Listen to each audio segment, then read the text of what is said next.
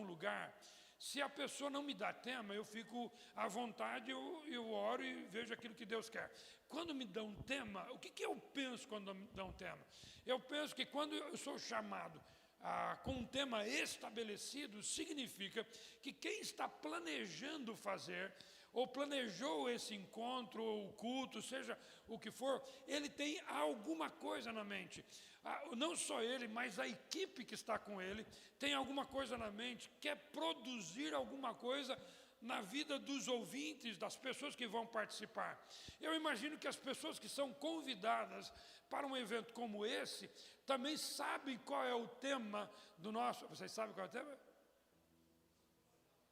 Isso, discipulado, na prática do discipulado.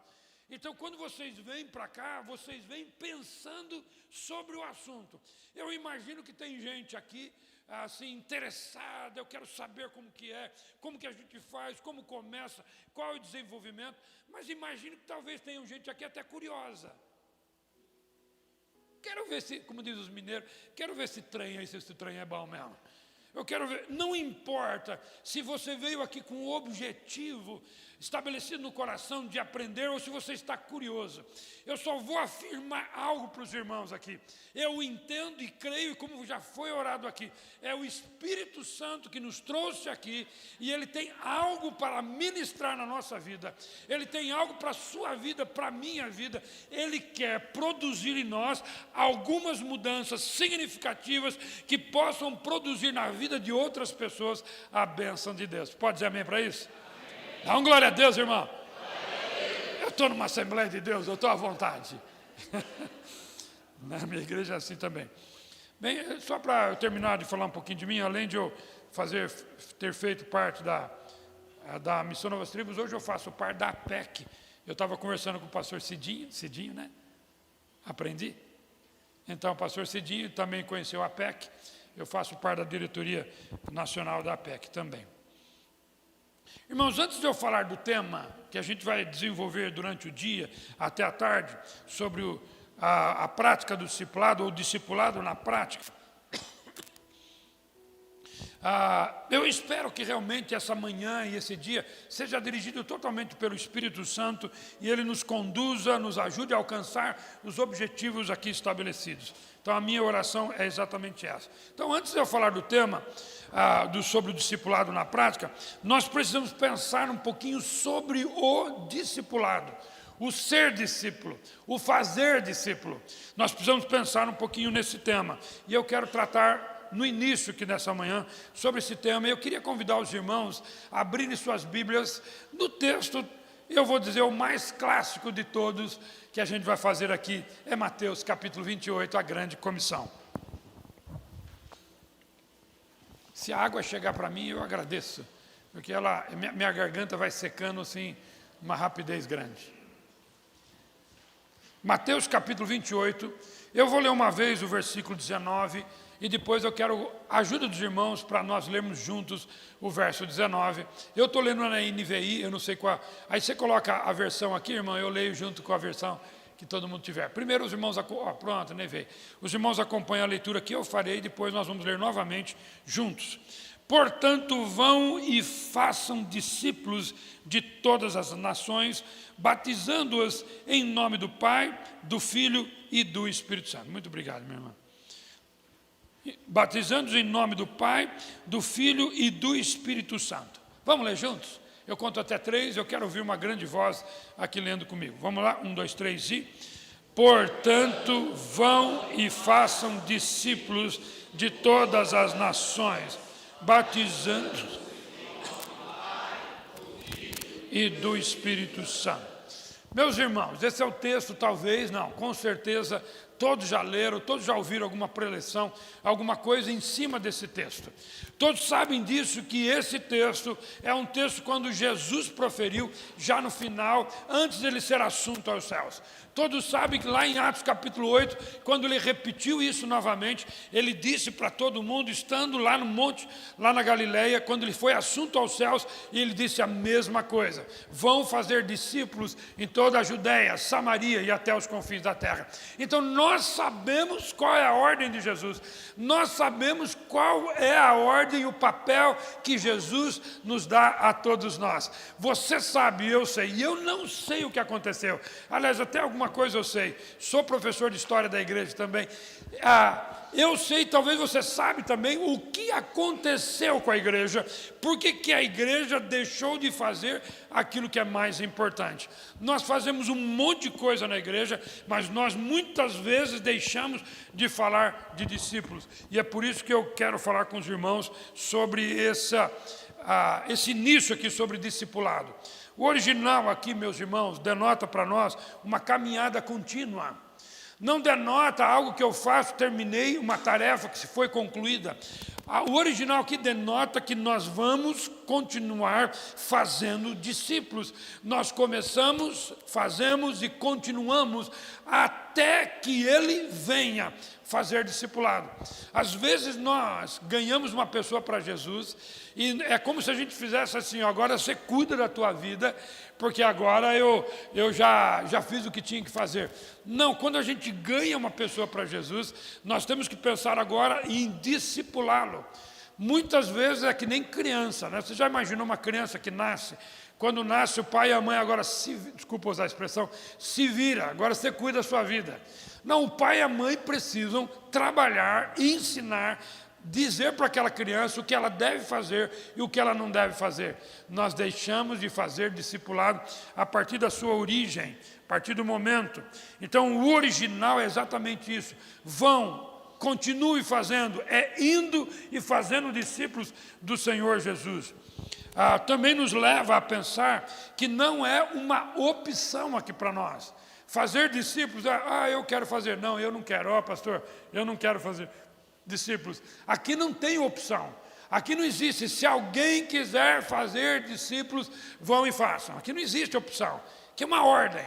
Aqui é uma ordem que Jesus está dando para que nós nos multipliquemos e façamos discípulos de todas as nações. Contagie os outros a fazer o mesmo. Ou seja, você faz discípulo e você contagia aquela pessoa a fazer a mesma coisa que você, dobrar a atividade, o trabalho que você está fazendo. Se alguém se considera inapto à chamada, eu acho que eu não consigo fazer discípulo. Se alguém se considera inapto a essa chamada, ou ele não entendeu o texto da chamada, é uma coisa ou outra. Ou ele está achando que ele não tem condições, ou ele não entendeu que a ordem de Jesus é fazer discípulos. Às vezes a pessoa não sabe como fazer, precisa de uma orientação. Mas às vezes o que falta é visão. Ou seja, eu não estou entendendo se é isso que eu tenho que fazer ou não. E eu quero imaginar que a primeira opção seja a mais aqui dos irmãos. Ou seja, nós precisamos entender quem nós somos e fazer a multiplicação daquilo que nós somos na vida de outras pessoas. Não pode ser diferente. Se a pessoa não é discípulo, pode ser até mesmo que ela não entendeu, ou que ela não seja discípulo. Se ela não é discípulo, então a gente precisa voltar para a base. A gente precisa levar a pessoa a Cristo, a conhecer a Cristo, a conhecê-lo como Salvador, a conhecê-lo como Senhor da sua vida. Eu quero usar esse texto aqui, original para nós, que a gente está lendo, e eu vou aqui colocar algumas verdades, meus irmãos, para o discipulado, para os irmãos. Algumas verdades que o texto tem, desde o versículo 16 até o versículo 20 desse texto que eu estou usando como introdução da nossa palestra. Eu quero que você anote aí as verdades que tem nesse texto. Olha o verso 16 e o verso 17 comigo. Os 11 discípulos, só um minutinho.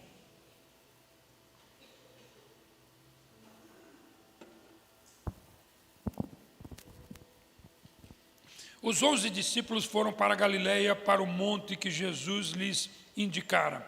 Quando viram, o adoraram, mas alguns duvidaram. Meus irmãos, primeira verdade que você tem que anotar aí, que não tem jeito. Se você não pode esquecer disso. Primeira verdade, essa obra de discipulado não aceita duvidosos. Não aceita pessoas que duvidam daquilo que vai acontecer, não aceita. Ser discípulo e fazer discípulo não é uma obra fácil. Não é uma coisa fácil, pelo contrário, é muito dificultosa, é muito difícil.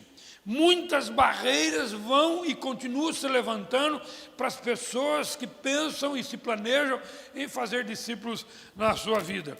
É só você ver as histórias dos apóstolos. Se você ver a história dos discípulos, você vai perceber as dificuldades que tiveram quando se propuseram a fazer o discipulado. É só você olhar a história da igreja. A história da igreja mostra dificuldades. E ainda mais, fora o desvio que a igreja teve nessa questão de discipulado. Você vai perceber que é difícil. Esse simpósio aqui não é para falar de vida boa, vida fácil. Agora sim, a minha igreja vai avançar, não vai ter problemas. Não, você vai encontrar muitos problemas. Você vai encontrar oponentes. Dentro da própria igreja, muitas vezes. Você vai encontrar pessoas que não vão concordar com a visão de discipulado. Você vai encontrar. Eu posso aqui dar exemplo para vocês aqui. Quando nós começamos lá na nossa igreja, o movimento discipulado, meus irmãos, muita gente se levantou. Aliás, até hoje ainda tem pessoas que vão na igreja, mas não concordam com o discipulado. Lá na nossa igreja a gente tem um processo de receber novos membros, que tivemos agora há pouco, que a gente chama de café conexão. A pessoa está frequentando a igreja, a gente faz um café conexão. Nesse café conexão, a gente apresenta, a gente faz um café para eles, literalmente, né, bem recheado, e depois a gente apresenta a eles a visão da igreja, a missão da igreja, os valores da igreja, quem é a nossa igreja. E eu digo para eles todos, você quer viver a Igreja Batista Boas Novas? Então se envolva com o discipulado.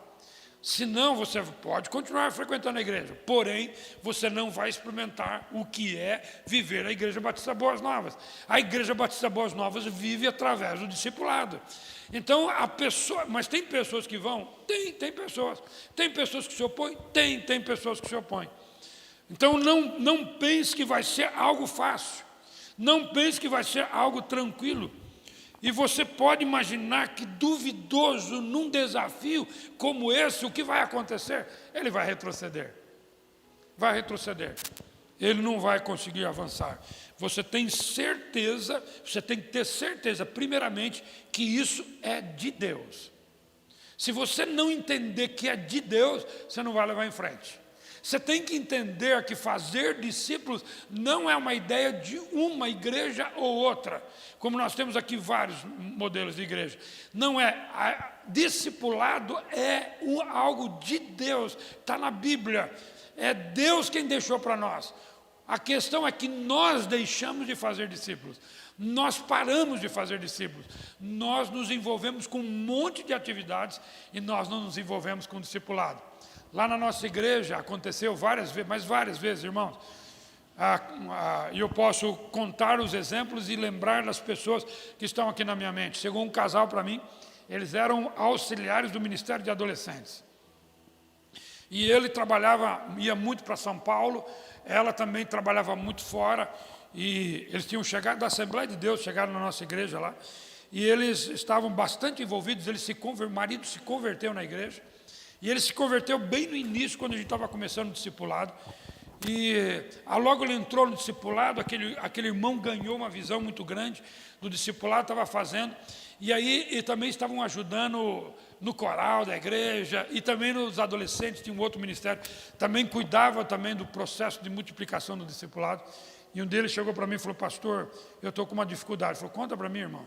Olha, nós estamos envolvidos com bastante coisa, meu trabalho, eu vou muito para São Paulo, eu não estou conseguindo dar conta de tudo. Eu falei: irmão, o que você está pensando? Então, eu trabalho com os adolescentes, eu faço parte do coral, faço parte disso, daquilo, e eu preciso fazer uma decisão.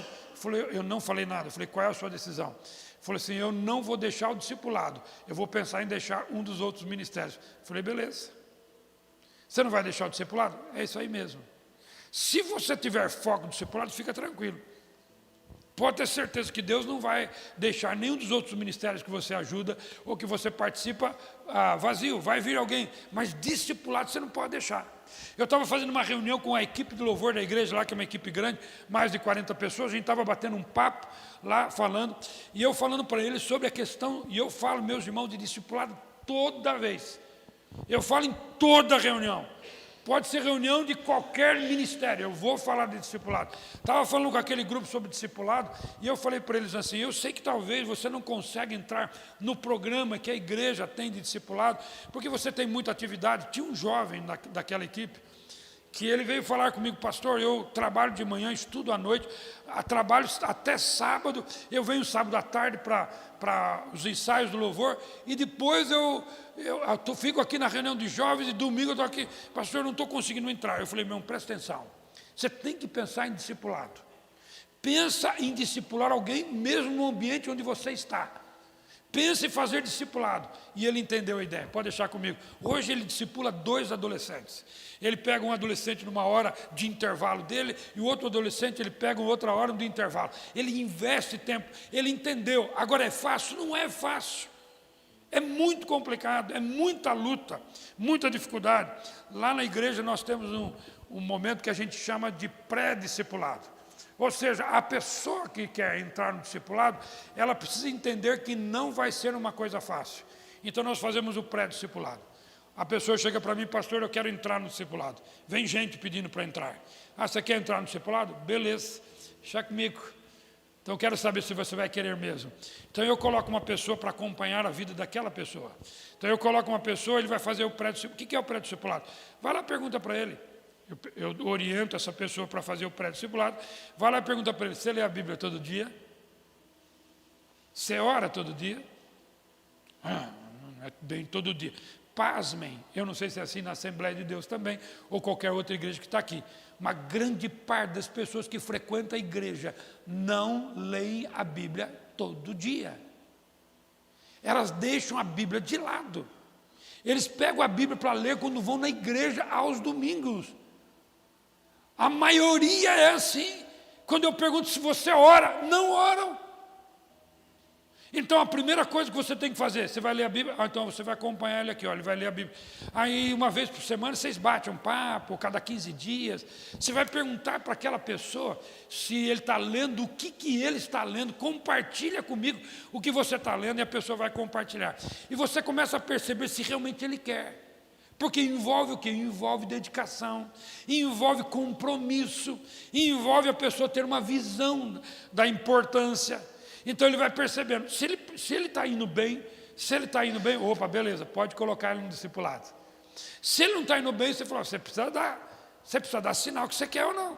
Porque, meus, presta atenção, se eu discipular alguém, começar a discipular alguém, essa pessoa não tiver a visão do discipulado, quando eu pegar essa pessoa e falar, agora você vai discipular um outro, e ele não está bem no discipulado, não está convicto que aquilo que ele quer, que aquilo que Deus quer para a vida dele, se ele não está bem, ele vai passar para o outro uma visão não muito forte do discipulado. Ou seja, o seu discípulo vai sair. Vocês conhecem a expressão aqui, meia boca? Conhece? Seu discípulo vai ser meia boca. E aquele lá, quando ele for multiplicar, vai ser pior ainda. Então o seu discípulo tem que entender que o discipulado é sério. E você coloca alguém para fazer a multiplicação, alguém que realmente ama discipulado. Ama discipulado, porque o discipulado tem muita dificuldade. E se isso não acontecer, então nós podemos correr o risco de comprometer toda a multiplicação do discipulado. Então a pessoa tem que não ter dúvida, tem que ter certeza. Eu tenho pessoas lá na igreja, meus irmãos, que me cobram sobre discipulado. Outro dia eu estava numa reunião de liderança da igreja, tem um irmão lá na minha igreja que é meu braço direito na questão do discipulado. E nós estávamos reunindo lá, falando uma coisa. Ele levantou a mão na hora. Pastor, isso não tem nada a ver com o discipulado, pastor. Eu falei, é verdade, irmão, vamos mudar o assunto aqui. Ou seja, meus irmãos, tem que ter pessoas que sejam convictas que isso é uma coisa de Deus. Que isso é um plano de Deus, não é o meu plano, não é seu, é de Deus. É Deus que quer que eu discipule pessoas. É Deus que quer que eu faça discípulos. Convicção. E a gente cria convicção, e eu vou falar à tarde como que a gente faz isso. Segunda verdade, dentro do texto aqui. Se a primeira, essa obra não aceita duvidosos. Olha o verso aqui, meus irmãos, 17 e o 18. Quando viram, o adoraram, mas alguns duvidaram. Eu já li esse versículo. 18. Então Jesus aproximou-se deles e disse: foi-me dada toda a autoridade nos céus e na terra. Se essa obra não aceita duvidosos, essa obra de discipulado não aceita, essa obra não aceita estar distante do Senhor. Não aceita. Tem que ter comunhão com Deus. É uma exigência. Eu fiz uma reunião da liderança há 15 dias atrás da igreja, lá na nossa igreja, há 15 dias atrás, e eu fiz uma reunião e eu fiz um formulário para eles, com perguntas simples, e eu perguntei lá, como está a sua vida com Deus? Meus irmãos, vida com Deus, proximidade de Deus, é exigência do discipulado.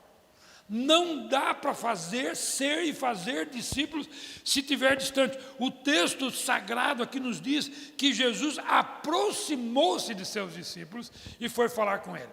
Tem que ter proximidade, tem que ter comunhão. Perto, meus irmãos, já é difícil, imagine longe. Imagine a pessoa sem comunhão com Deus. Imagine a pessoa sem a direção de Deus. É a mesma experiência da ovelha perdida. A ovelha perdida ficou distante do pastor, começou a ir longe do pastor. Precisa estar perto. O pastor foi atrás da ovelha. Por quê? Porque a ovelha estava distante. Meus irmãos, se você quiser ser discípulo e fazer discípulo, é uma exigência do discipulado. Tem que ter comunhão com Deus. Tem que ter proximidade de Deus. Tem que ouvir a voz do bom pastor. Naquela época de Jesus, quando uma ovelha não era próxima do pastor, toda hora estava querendo sair, se desviar do pastor, o que o pastor fazia? Ia lá, quebrava a perninha dela, colocava nos seus ombros, enfaixava, colocava nos seus ombros e caminhava com ela. Porque aquela ovelha precisava sentir novamente o cheiro do pastor, precisava ouvir novamente a voz do pastor. Porque se não ouvir a voz, se não tiver contato, meus irmãos, como que ele vai fazer discípulo? Então essa obra exige comunhão, exige proximidade, exige estar perto do Senhor. O pastor é insistente e se precisar para ajudar, ele vai trazer lutas para que aquela ovelha possa estar perto. Quer fazer discípulo, precisa ter comunhão com Deus. Eu estava esses dias conversando com um membro da minha igreja, e todos os membros que eu converso, eu vou entrar nesse assunto com eles, sobre relacionamento, sobre vida com Deus, sobre comunhão com Deus. E eu estava conversando com ele, era um casal, inclusive, e eu estava dando orientação para o casal, e eles estavam fazendo uma oração juntos. O pastor, o negócio aqui está bom demais, no casamento a gente está orando junto, está caminhando junto, e envolvido com o discipulado. E aí passou um tempo, eu deixei de falar com ele e voltei a falar com ele há uns 20 dias atrás, e ele falou: pastor, o negócio entornou o caldo, porque nós deixamos de orar, nós deixamos de falar com Deus. Nós consideramos a oração para depois, um tempo depois. Meus irmãos, nós não temos qualidade de oração, tempo com Deus. Como que nós vamos fazer discípulos se nós não ouvimos a voz do bom pastor, daquele que é aquele que nos discipula, de quem nós temos que imitar, se a gente não tem comunhão com Deus? Uma vez eu fiz lá na minha igreja uma vigília de oração e fiz de propósito. Não sei se vocês já fizeram isso aqui, pastor. Fiz de propósito. Falei: irmão, vamos fazer o seguinte, nós vamos fazer uma oração diferente hoje. Como, pastor? Cada um fica aí no lugar que você está. Se você quiser ficar de joelho, se você quiser deitar no chão, se você quiser ficar em pé, faz o jeito que você quiser. Mas eu quero que você ore a Deus. Pastor, quanto tempo? Não sei. Vai até que o Espírito Santo nos dirija, vai orando, vai falando com Deus. Para ouvir a voz de Deus, começa a ouvir o Espírito Santo ministrar na tua vida, mas vai falando com Deus, coloca o teu coração. Meus irmãos, não deu nem 5 minutos, tinha gente de joelho, eu estava também de joelho, mas já ouvia a gente se movimentando na cadeira, já querendo sentar. Agora, vamos parar já. Meus irmãos, nós não investimos tempo de oração.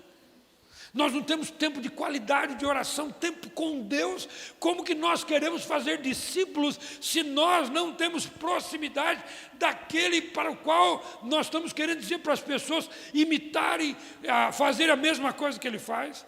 Se a gente mesmo não lê a Bíblia, se a gente mesmo não ora. Então, proximidade com Deus, estar próximo, não distante de Deus, é uma exigência. Então, anote aí, essa obra não aceita estar distante. Exige comunhão. Quando? Todo tempo, todo instante. Exige relacionamento com Deus. Eu digo lá na nossa igreja, nós não queremos membros de igreja, nós queremos discípulos. E o discípulo anda com o mestre. O discípulo caminha com o mestre. O discípulo sabe o que o mestre está querendo da vida dele. Olha o verso B do versículo 18. Ele diz, então Jesus aproximou-se dele e disse, aí, foi-me dada toda a autoridade nos céus e na terra. Meus irmãos, se essa obra não aceita duvidosos, se essa obra não aceita estar distante de Deus. Terceiro, essa obra também não aceita, em hipótese alguma, a desobediência. Não dá. Não dá para fazer discípulo e ser desobediente a Deus. Talvez é por isso que algumas pessoas ou pessoas não querem entrar nesse assunto discipulado, porque o discipulado vai mexer com a sua vida. Vai mexer com a sua vida. A autoridade está estabelecida. Essa autoridade não é minha, não é de nenhum pastor que aqui está, essa autoridade é de Jesus. Ou seja, se você não se envolver com o discipulado, você não está desobedecendo a mim ou qualquer outro pastor, você está desobedecendo a Jesus, porque foi ele que disse, toda autoridade me foi dada, portanto eu digo. Ou seja, se você está compreendendo o assunto, você tem que entender que essa autoridade é absoluta. Essa autoridade é completa. Essa autoridade é total.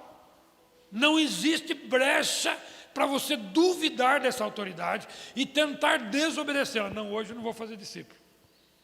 A gente tem que fazer discípulo de forma intencional. Pensar diariamente. Quem eu vou discipular? Quem eu vou cuidar? É tão completa essa autoridade que Jesus disse, nos céus e na terra.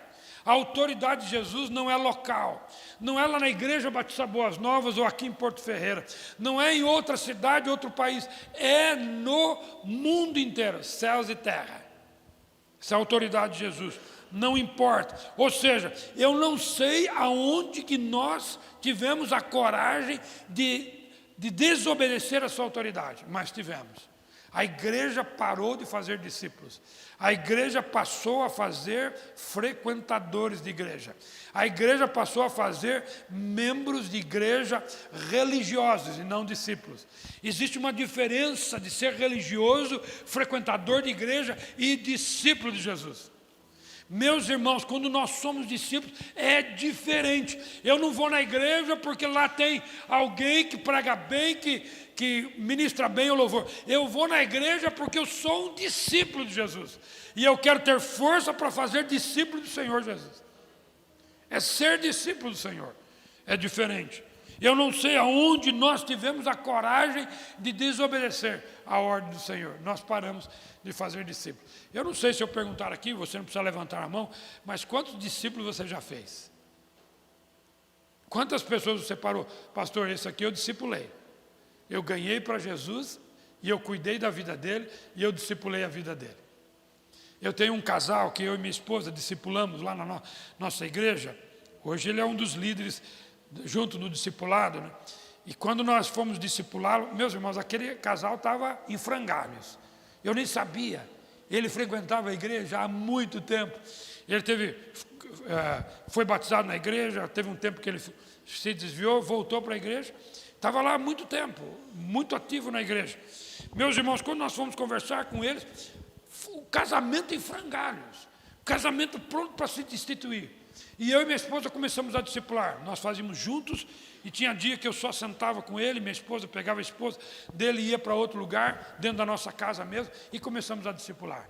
Meus irmãos, o que Deus fez na vida daquele casal, uma coisa linda, mudou totalmente. Esses dias a esposa estava falando comigo, pastor, tratando de um assunto do casal lá, eu falei para ele já, pastor, que aquilo do passado já passou, que ele não precisa se preocupar mais com isso.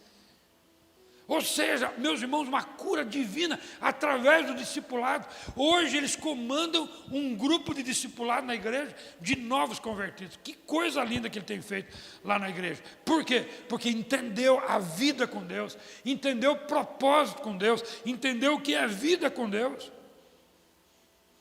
Meus irmãos, eu só posso entender que Deus é misericordioso Porque Ele está dando uma oportunidade para você e para mim, para nós voltarmos à essência do Evangelho. A essência do Evangelho é a salvação em Cristo Jesus e o discipulado. Presta atenção no que Jesus disse aqui. Ele disse: toda autoridade eu tenho, então eu quero dar uma ordem para vocês. Vão e façam discípulos. Como que nós fazemos discípulos, irmãos? Primeiro, se a pessoa não é crente, nós ganhamos para Jesus. E depois nós cuidamos daquela vida para crescimento espiritual. Um dia um irmão me perguntou: pastor, quando que eu paro o discipulado? Ele falou: não sei. Mas não acaba não, irmão. Você vai continuar. Eu tenho um casal de discípulos que se converteu lá, hoje mora em Florianópolis, que hoje eles são, eu falei com ele essa semana. Meus irmãos, você continua discipulando, você continua perguntando, você continua interessado na vida dela, você continua interessado em saber se está andando com Jesus. Hoje mesmo aqui, antes de chegar aqui, eu estava falando com um membro da igreja lá cedo, comecei ontem à noite, terminei hoje cedo, que perguntei para ele como está a vida dele com Deus, se ele está firme com o Senhor. Isso é discipulado, é cuidar de vida, é estar interessado. A gente senta com pessoas do nosso lado, nós falamos sobre tudo, mas nós não falamos sobre vida com Deus. Nós falamos sobre a vida, o trabalho, que tudo é muito bom, mas nós não falamos de vida com Deus. Como está a tua vida com Deus? Como você está com o Senhor? Você está lendo a Bíblia, você está orando? Um dia eu estava conversando com um jovem que estava totalmente desviado, e estava começando a voltar, mas o namoro dele não era santificado. O namoro dele estava longe de ser santificado. Sentei com ele e perguntei para ele: e aí, como está a tua vida? Pastor. Falou: então, deixa eu fazer uma pergunta para você. Fiz assim: me permite falar, irmãos? Posso falar, pastor? Perguntei para ele, porque eu sabia que ele estava andando no caminho errado, estava tendo um relacionamento íntimo com a sua namorada. E eu perguntei assim para ele: e aí, você ora depois de você fazer sexo com a sua namorada? Ei, pastor, o que o senhor está perguntando? Você consegue orar? Não consegue não, né? Não consegue, porque está longe de Deus. Se arrependeu ele, voltou para Jesus, parou de fazer o que estava fazendo, até largou o namorado, porque a namorada nem era crente, tentando andar em jugo desigual. Presta atenção, meus irmãos, as pessoas não são confrontadas com a vida básica da vida espiritual. Pessoas frequentam a igreja há anos, mas não têm vida com Deus, não têm compromisso com Deus, não têm obediência, não têm leitura, não têm vida, não têm oração, não têm compromisso com as coisas de Deus. Por quê? Porque não foram discipulados, não foram cuidados. Passou. Não sou eu que vim aqui, nem o pastor Emanuel que me convidou, ou qualquer autoridade eclesiástica que aqui está, que está falando sobre discipulado. É o Senhor Jesus, é o Rei dos Reis, é aquele que tem toda a autoridade. Então presta atenção: se você não se envolver com o discipulado, o seu questionamento é com ele, não é comigo não, é com ele. Discipulado é com ele, é com Deus. A igreja está fazendo muitas coisas, mas ela deixou de fazer o principal, que é fazer discípulos. Eu já disse na minha igreja: se a gente parar todo o ministério aqui, pastor, todo o ministério aqui, mas fazer discipulado, está bom demais. Esses dias eu recebi a liderança, há 2 meses atrás, recebi a liderança de casais da minha igreja, que queriam mostrar algum plano do trabalho de casais, e eu só fiquei aguardando o que eu ia ouvir, porque aqueles líderes chegaram na igreja depois que a gente já tinha iniciado o processo de discipulado. E eu queria saber se ele estava entendendo o que era fazer discípulo, ser discípulo. Então eu só fiquei quieto, só para ouvir. Então ele começou a mostrar o plano, o que iam fazer. E aí, no plano, lá estava: a partir disso nós vamos criar um processo de discipulado. Eu falei: agora sim. Eu falei: agora eu gostei. Agora você está dentro. Então todo esse movimento que você vai fazer é para criar um processo de discipulado entre os casais? Beleza, já tem. Mas ele queria ampliar aquele assunto. Falou: beleza, se é isso que vocês vão fazer, ótimo, podem fazer. Eu sentei com o grupo de adolescentes, a mesma coisa. Fiquei ouvindo aonde eles iam chegar com todo aquele programa. Pastor, isso aqui é para que o discipulado seja fixo entre os adolescentes. Falou: ótimo, beleza. O importante é que o discipulado seja feito, ou seja, o cuidado de vida espiritual, entender que a pessoa está crescendo espiritualmente, sabendo se ele está realmente comprometido com Jesus, se parecendo com Jesus. Isso é importantíssimo, se ele se parece com Jesus ou não.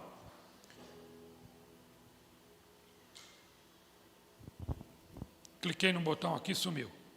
Só aguenta um pouquinho. Dá uma glória a Deus, irmão. Isso. Volta, por favor.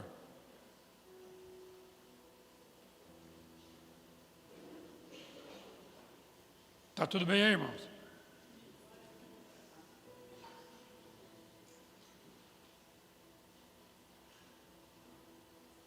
Então, nós já vimos aqui que essa obra não aceita duvidosos, essa obra não aceita ficar distante do Senhor e essa obra não aceita desobediência.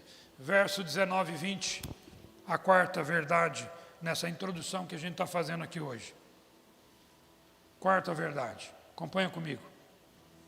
19, portanto, vão e façam discípulos de todas as nações, batizando-os em nome do Pai, do Filho e do Espírito Santo, ensinando-as a obedecer a tudo o que eu lhes ordenei, e eu estarei sempre com vocês até o fim dos tempos.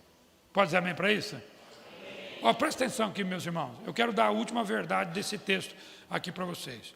Se esta obra de fazer discípulos não aceita duvidosos, não aceita estar distante do Senhor, não aceita desobediente, por último, não aceita desvio de rota. Não aceita desvio de rota. Não, vamos mudar um pouquinho aqui. Não aceita. É isso mesmo. E quando eu usar exemplos da minha igreja aqui, por favor, irmãos, não pense que a minha igreja é perfeita, não é não, ela tem muitos defeitos.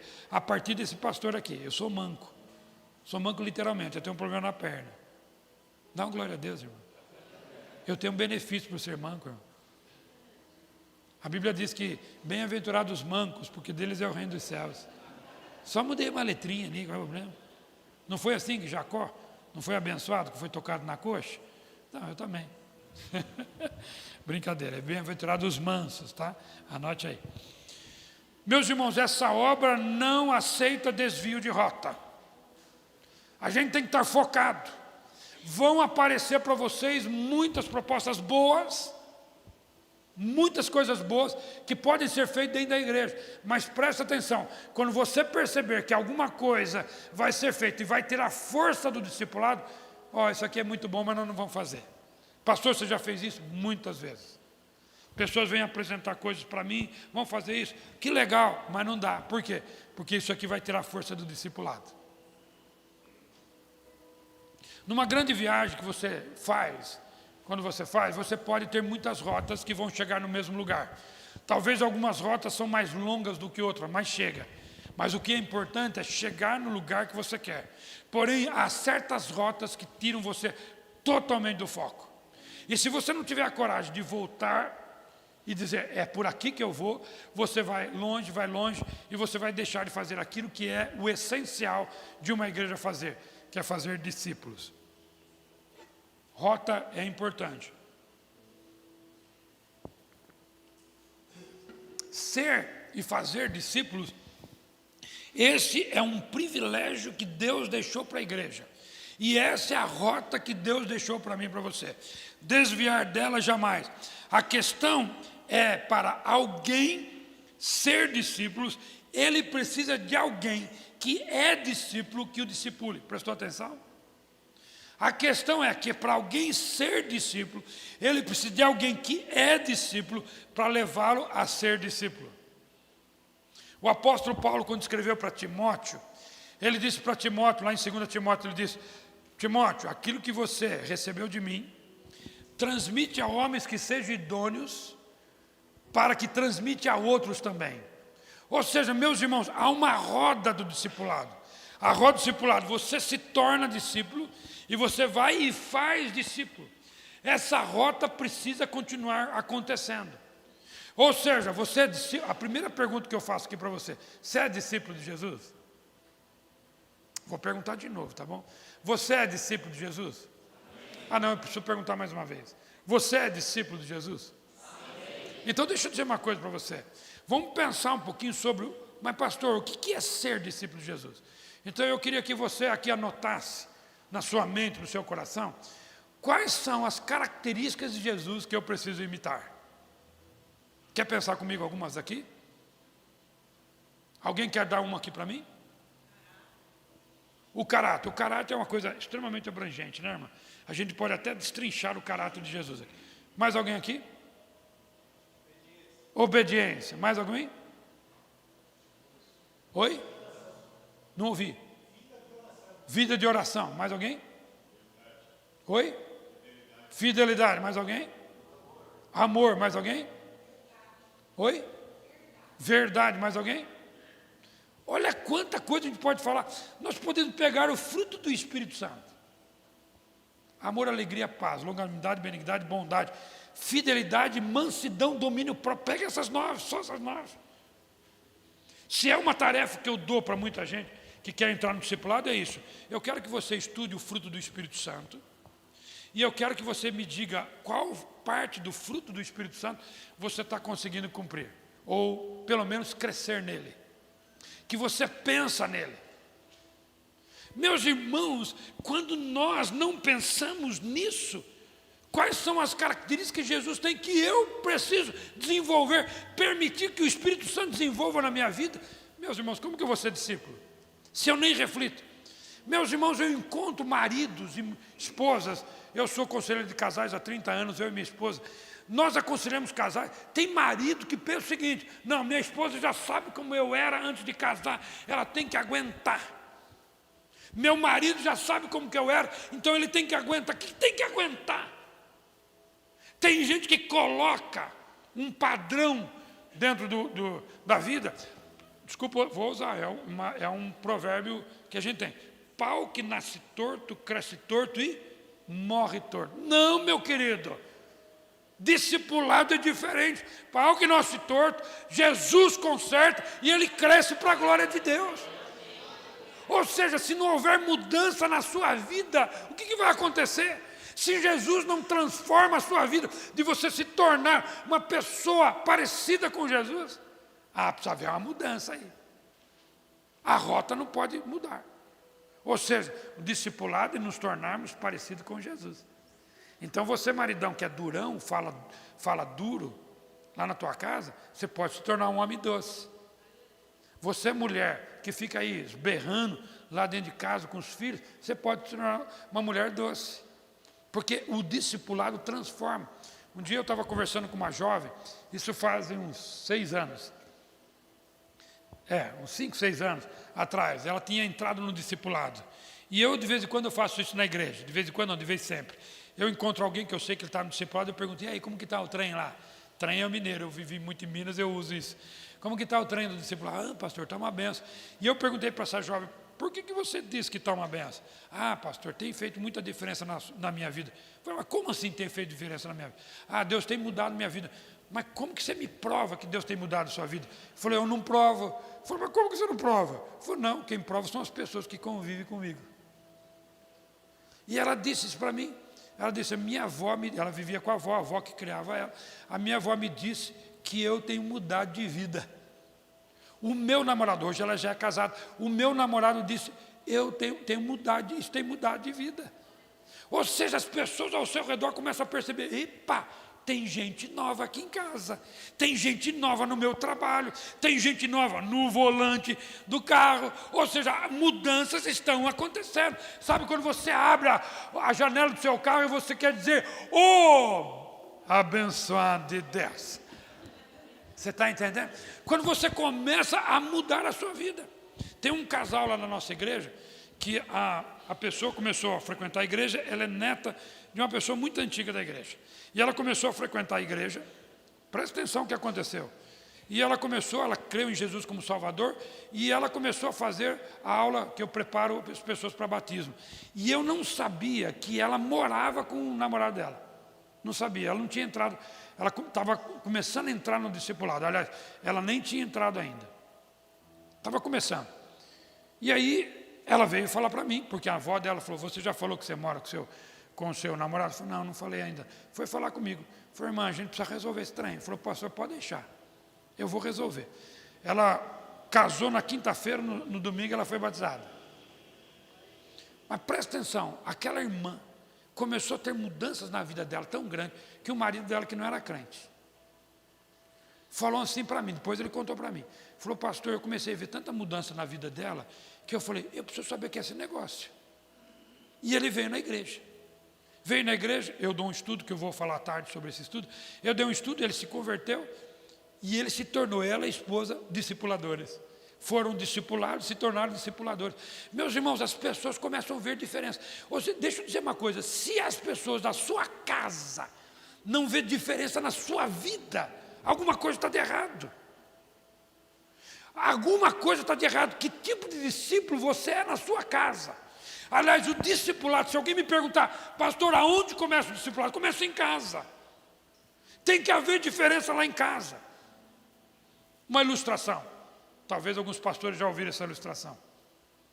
Diz que uma mulher de pastor, não é a sua, nem a minha, nem nenhuma aqui, tá bom? Diz que uma mulher de pastor, um domingo, chegou pela manhã com um caminhão de mudança dela da casa dela. Queria colocar tudo dentro da igreja. Falou, o que aconteceu, irmã? Deu um problema lá na casa? Falou, não, eu quero morar aqui. Mas por que você quer? Porque o meu marido aqui é uma coisa extraordinária. Eu quero o homem que está aqui na igreja, não o que está lá em casa. Presta atenção, irmão. Se a tua vida não tem feito diferença na tua casa, se você não tem se parecido com Jesus dentro da tua casa, você briga por bobeira, por roupa. Já viu isso? Ou não? Só lá em Jundiaí. Sabe aquele negócio de irmão brigar por roupa? Você pegou minha roupa. Não, foi você que pegou. Meus irmãos, se não houver uma mudança em casa, se o marido não parecer com Jesus em casa, se a mulher não parecer com Jesus em casa, se os filhos, aonde vai parecer, meu querido? Porque lá fora vai ser invenção. Tem que haver uma mudança de essência. Você tem que se parecer com Jesus. Não pode mudar de rota. Presta atenção nisso. Não pode mudar de rota. E olha só, meus irmãos, que a rota aqui foi traçada por Jesus. Fazer discípulos até os confins da terra. Rota. Isso quer dizer que ninguém, em nenhum lugar, fica fora dessa. Quem que eu tenho discipular? Meus irmãos, olha quem está do teu lado. Na tua casa, no teu trabalho. Começa a pensar em pessoas. Coloca no papel, vou discipular essa pessoa. Ah, não é crente? Vou ganhar para Jesus e vou torná-lo discípulo de Jesus. É isso que você tem que fazer, que eu tenho que fazer. Olha o que diz aqui, percebo que existe aqui um escopo. Esse escopo não é meu, não é da igreja, não é de alguma igreja, é de Deus. Ele colocou o escopo, um currículo aqui.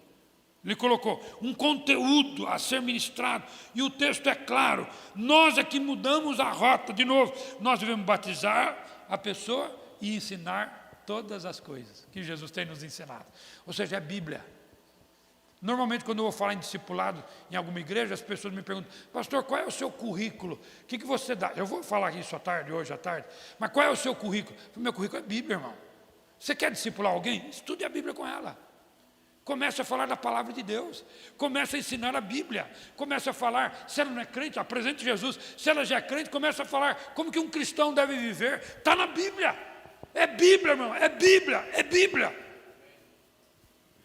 Lá na nossa igreja nós temos uma missão. A missão da nossa igreja é ser uma igreja acolhedora, fundamentada na verdade, para fazer discípulos de Jesus e ter relevância na sociedade. Fundamentada na verdade.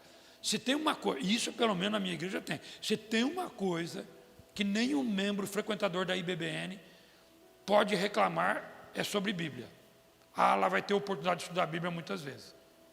Eu tenho um curso que eu dou, eu ia falar tarde, mas posso falar um pouco agora de manhã, um curso que eu dou da Bíblia, de Gênesis, são duas partes. Eu dou de Gênesis a ascensão de Cristo, e da ascensão de Cristo até o Apocalipse. 15 horas o primeiro e 15 horas o segundo. Agora em julho eu vou dar a segunda parte. A primeira parte eu já dei, eu não estou exagerando, não estou exagerando. Eu dei já entre 150 a 200 vezes, eu já perdi a conta. Porque eu parei de contar com 150. Que eu contava quantas vezes eu estava dando. Eu já dei em família, já dei em grupo, já dei para 150 pessoas, já dei para uma pessoa, estou dando para uma pessoa agora. Uma pessoa que foi na minha igreja, aliás, ela queria conversar comigo, que era colega de uma mulher, membro da minha igreja. As duas foram lá para falar comigo, e eu falei de Jesus, ela entregou a vida para Jesus ali no meu escritório. Ela foi no domingo na igreja. Ontem, sexta-feira, eu comecei a dar o estudo bíblico para ela de Gênesis à Ascensão de Cristo. Eu quero que as pessoas entendam a Bíblia. Eu quero que as pessoas saibam da Bíblia. Eu quero que as pessoas olhem para a Bíblia e vejam a sua própria vida e comecem a espelhar nela. É Jesus. Ou seja, o escopo está lá. Pastor, eu não sei como fazer. Você tem a Bíblia, meu querido. Começa a ler a Bíblia. Ah, não sei ensinar. Leia a Bíblia com ela. Senta do lado e leia a Bíblia. Se tem uma coisa que eu pergunto para minha filha, todas as vezes que eu falo com ela praticamente, que eu falo 2 vezes por dia, está lá em Belize. Eu pergunto, leu a Bíblia para o meu neto hoje? Tem que ler a Bíblia. Meus irmãos, tem pais que não lêem a Bíblia com os filhos. Como quer discipular alguém? Não lê um versículo com os filhos. Tem que ler a Bíblia. Tem que estudar a Bíblia, tem que saber Bíblia, tem que conhecer as Escrituras, tem que saber o que está escrito lá. O apóstolo Paulo diz que nós precisamos saber da resposta da nossa fé, explicar para as pessoas. Tem gente que não sabe nem explicar a razão da sua fé para as pessoas. Não, eu sei o que é, mas não sei explicar. Então você não sabe, você não está entendendo. Porque se você sabe explicar. Ou seja, meu querido, tem que saber Bíblia, tem que conhecer Bíblia, tem que estar familiarizado com ela, tem que saber versículos, tem que conhecer versículos, tem que saber a razão da fé, aonde está fundamentada a sua fé. Você pode abrir a Bíblia, mostrar para as pessoas, mostrar para as pessoas o que está escrito lá, como que está escrito, que você tem que saber explicar para as pessoas. Eu vou pedir para o meu pastor explicar. Vai lá na igreja que ele explica. Não é porque eu sou pastor, eu explico para as pessoas, eu gosto de discipular pessoas, mas cada membro da igreja tem que fazer a mesma coisa, cada um tem que multiplicar, tem que entender, o escopo está ali, está escrito, não pode deixar de lado. Nós estamos numa época, meus irmãos, em que os crentes de nossas igrejas não sabem a Bíblia, nós chamamos até de analfabetos funcionais. Eu acho que os educadores aqui já ouviram falar sobre isso. Ou seja, aquele que lê a Bíblia, mas não sabe como aplicar para a sua vida. Não sabe ter na sua vida, não sabe pôr em prática. Crentes que estão confusos com coisas básicas da vida cristã. Crentes que não sabem abrir a Bíblia e olhar para a Bíblia e dizer assim, é isso que Deus quer para a minha vida. Não consegue ensinar outras pessoas. Você não precisa ser didático, professor, você precisa ser discípulo. Porque um discípulo faz discípulo. Alguém que ama Jesus, que ama a sua palavra, que conhece a sua palavra, vai sentar com pessoas e vai ensinar a Bíblia para as pessoas. Vai usar a Bíblia para as pessoas. Verso 20, na parte B, eu vou ler o 20 inteiro novamente, ensinando a obedecer tudo que eu lhes ordenei. E eu estarei sempre com vocês até os fins dos tempos. Presta atenção, você pode ter certeza, faz discípulo, você tenha certeza que Jesus está contigo, meu querido. Eu, quando eu estava iniciando o discipulado lá na nossa igreja, eu estava com um grupo, e aí aqueles irmãos começaram a ter medo, né? Eu falei, agora é a vez de vocês, tá? Eu estou ensinando aqui, agora vão vocês e vão fazer a mesma coisa. Ah, pastor, eu não consigo não sei fazer como o senhor sabe. Você sabe, você precisa pôr a mão na massa. Não, pastor, vai lá, eu vou te ajudar. Se teve alguma dúvida, eu te ajudo, fica tranquilo. Mas vai. E eram líderes de igreja, líderes antigos. Eu tinha gente lá sem exagerar, de novo, sem exagerar, porque é meu cunhado, então eu posso falar. Ele tinha 50 anos de igreja. Eu tinha gente lá que estava 20, 30 anos na igreja, que eram líderes, membros da liderança. Eu tinha jovens também, dentro daquele grupo. E eu falei, agora, não, pastor, não consegue. Vão fazer. Primeiro, você pode ter certeza que Deus está contigo. Se Ele está contigo, Ele vai capacitar você. Porque é Ele quem capacita. É Ele quem capacita, mas se prontifica, se coloque nas mãos do Senhor. Ele vai usar a sua vida. Meus irmãos, nós tivemos uma experiência fantástica na igreja. Aqueles irmãos que começaram a discipular, a primeira dobra que a gente chama lá de discipulado, começaram a discipular, eles mesmos voltaram, pastor, o trem é bom demais da conta. É muito bom. E quando eles estavam fazendo com outros, eles já falavam, me dá mais um que eu quero fazer com mais um. Porque eles viam que como que Deus usava a vida deles para ajudar pessoas a trilhar o caminho do discipulado, a ensinar pessoas a caminhar com Jesus, a ensinar as pessoas a serem parecidos com Jesus. Isso era fantástico. Eles viam vidas sendo transformadas através da instrumentalidade da vida deles. Ou seja, Deus capacita, você pode contar com Ele. Talvez você vai ter dúvida, dificuldade, mas vá em frente, não perca o foco, não perca a rota, não perca o alvo que Jesus tem para a sua vida, que Ele quer usar a sua vida para a glória dEle, amém? Amém, irmãos? Eu quero que você abaixe a sua cabeça. Eu vou fazer um intervalo, posso fazer, Manoel, de 5 minutos? Para que se alguém quiser ir para o banheiro, que eu tenho mais uma palavra para dar para os irmãos nessa manhã. Abaixe a sua cabeça. Se você puder, levante uma de suas mãos. Levante uma de suas mãos. Eu quero orar por sua vida. Diante daquilo que nós acabamos de falar aqui agora. Talvez eu tenha aqui pessoas que estão em dúvida ainda. Em nome de Jesus, Deus vai dar certeza no teu coração que o discipulado é coisa divina. Que é coisa de Deus. Talvez alguns aqui estão tendo a coragem até mesmo de pensar em ficar distante do Senhor. Não fica distante, não. Talvez a sua vida com Deus está longe. Você não tem buscado o suficiente. Você não tem investido tempo com Jesus. Você não tem investido tempo com o Senhor. Você tem lido a Bíblia pouco. Deus já quer fazer isso na tua vida. Mude a tua vida. Comece a ter o propósito de ler a Bíblia todo dia, orar. Talvez você está tendo a coragem de desobedecer ou desobedeceu até agora, mas a partir de hoje diga para o Senhor Jesus: eu vou obedecer. Não perca a rota. Vão aparecer muitas outras coisas na sua vida, mas diga para Jesus: Senhor Jesus, eu quero ter o foco de fazer discípulos por todas as nações, por onde o Senhor me enviar, seja aqui em Porto Ferreira, seja outra cidade, até os confins da terra, aonde eu for, eu quero fazer discípulos. Quero fazer discípulos. Senhor, nós estamos aqui nesta manhã, começando esse primeiro simpósio aqui. E nessa introdução, lendo o texto mais importante da Bíblia, que é o texto do próprio Senhor Jesus, daquilo que o Senhor nos deixou. O Senhor deixou para a nossa vida, ó Deus, o fazer discípulos. E eu quero pedir agora, Senhor, em nome de Jesus, que o Senhor, ó Deus, possa colocar no coração de cada um aqui, ó Pai, a certeza que é o Senhor quem está pedindo para nós. Não é o pastor que está falando, não é o pastor que organizou, a igreja que organizou, mas é o Senhor. E nós, diante do Senhor, queremos dizer para o Senhor nesta manhã: nós nos submetemos à tua ordem. Ó Senhor dos senhores, nós submetemos à tua ordem, ó Pai. E queremos pedir, Senhor, faça da nossa vida, ó Deus, faça da nossa vida discipuladores, ó Pai. Para que pessoas sejam transformadas, sejam impactadas, ó Deus, com a tua palavra, transformadas em discípulos de Jesus, para que possam fazer isso na vida de outras pessoas. Faz a tua obra, Pai. Faz a tua obra na minha vida, faz a tua obra na vida de cada um dos irmãos aqui. Que no nosso coração nasça, ó Deus, o desejo de discipular pessoas, de ver pessoas, ó Deus, crescendo na tua presença. Essa é a oração que fazemos nesta manhã, de obediência, e na certeza que o Senhor estará conosco, nos ajudando, nos capacitando. E fazemos essa oração juntos aqui. Fazemos em nome de Jesus? Em nome de Jesus? Amém. Em nome de Jesus? Amém. Dá um glória a Deus, irmão. Glória a Deus. Aleluia. 5 minutos.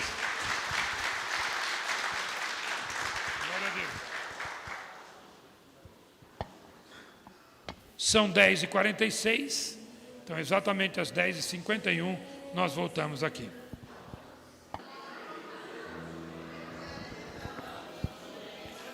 Vamos começar então, irmãos. Eu tenho 27 minutos antes do almoço.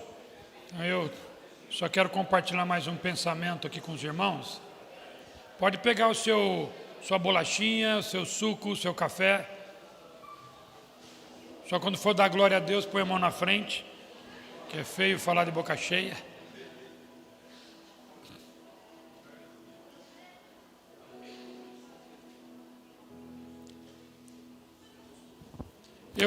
Na introdução aqui do simpósio, eu usei um texto que é Mateus capítulo 28, do 16 até o 20, que é o texto básico que a gente fala de discipulado.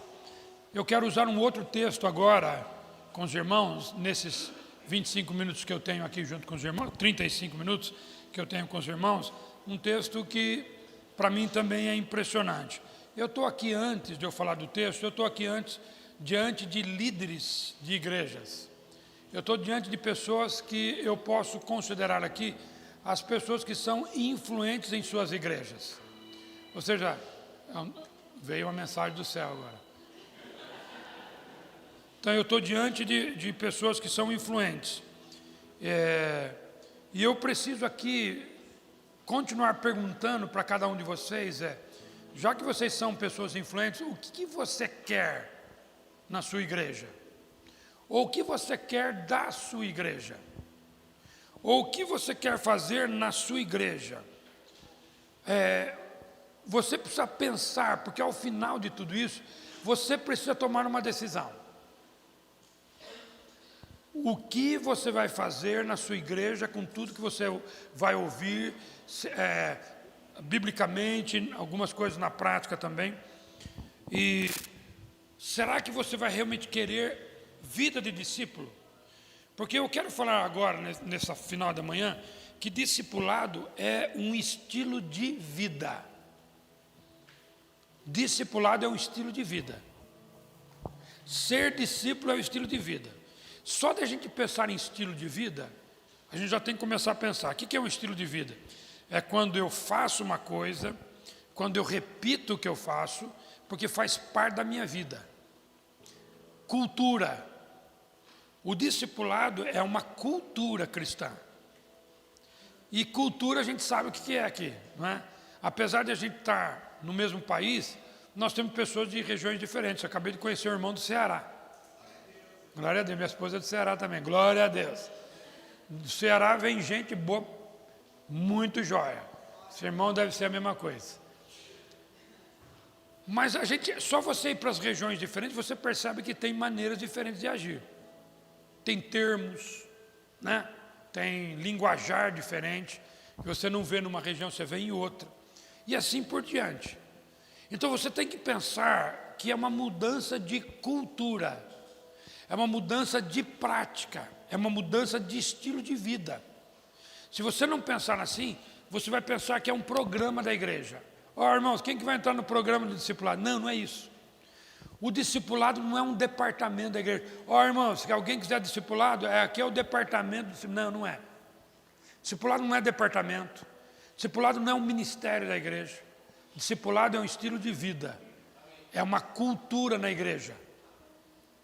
É uma forma de pensar, ou seja, nós vamos viver como discípulos de Jesus. Nós vamos fazer de tudo para que todos nós aqui sejamos discípulos. Falamos a mesma língua, a mesma cultura. A ponto que quando eu converso com alguém, eu posso falar sobre discipulado e perguntar o que ele está fazendo na vida dele sobre discípulo e quem ele está discipulando. Estilo de vida. Se a gente olhar na Bíblia, nós vamos encontrar muitos personagens na Bíblia que realmente viveram como discípulos de Jesus. Mas não há dúvida nenhuma que todo mundo vai concordar comigo que o apóstolo Paulo foi um dos melhores, não foi? Paulo foi um discípulo de Jesus sobre excelência. E eu tenho um texto do apóstolo Paulo aqui, que eu quero ler com os irmãos, que eu entendo que é uma demonstração de um estilo de vida de discípulo que o apóstolo Paulo fez. E é um texto também muito conhecido dos irmãos. Gálatas, capítulo 2, verso 20.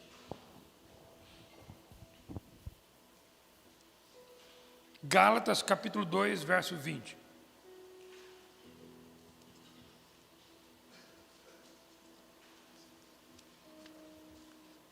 Você conhece esse texto, irmão? Sabe de cor? Vou falar misericórdia agora.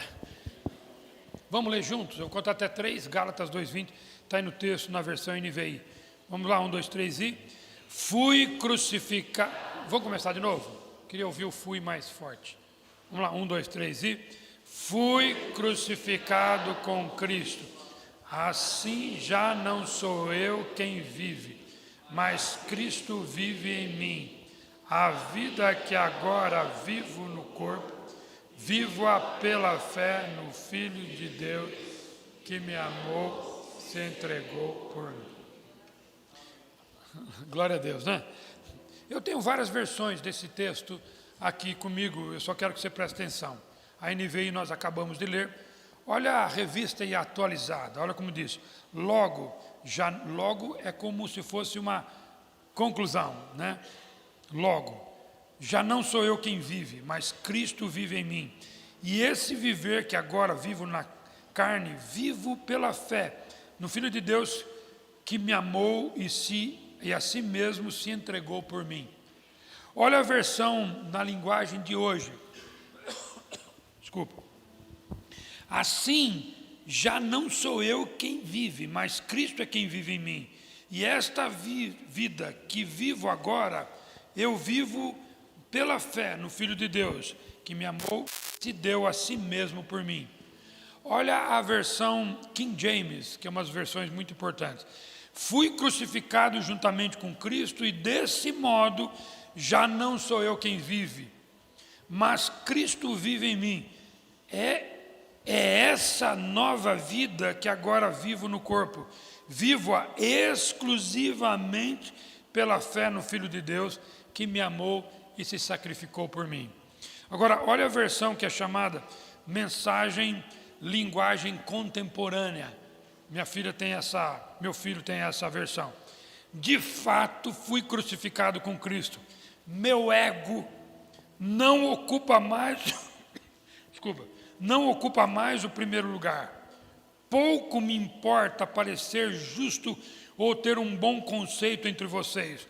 Não estou mais tentando impressionar Deus. Agora, Cristo vive em mim.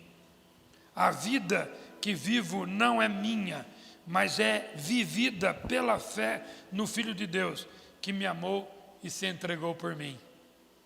Este verso aqui para mim, meus irmãos, é um verso impressionante, é um verso que expressa a essência do estilo de vida de um discípulo.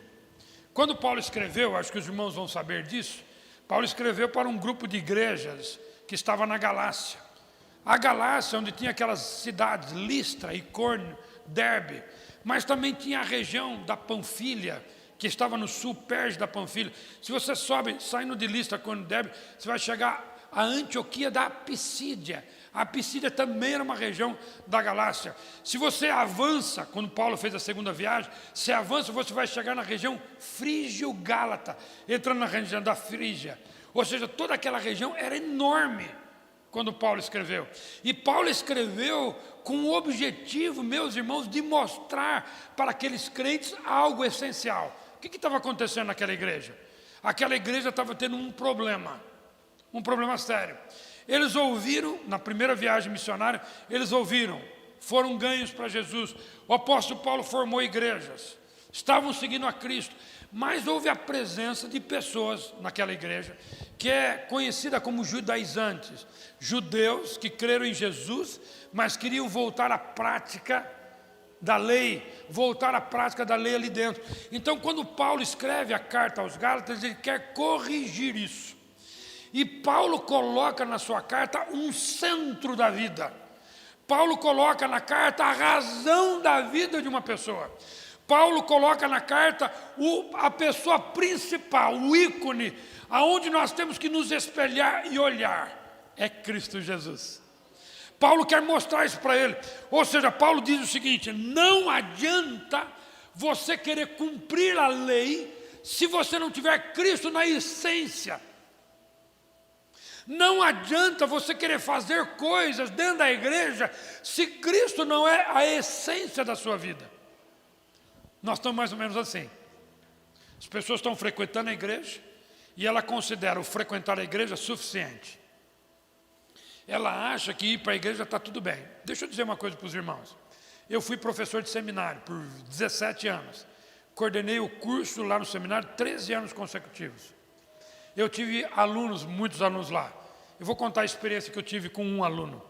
Não vou dar o nome e nem o local dele.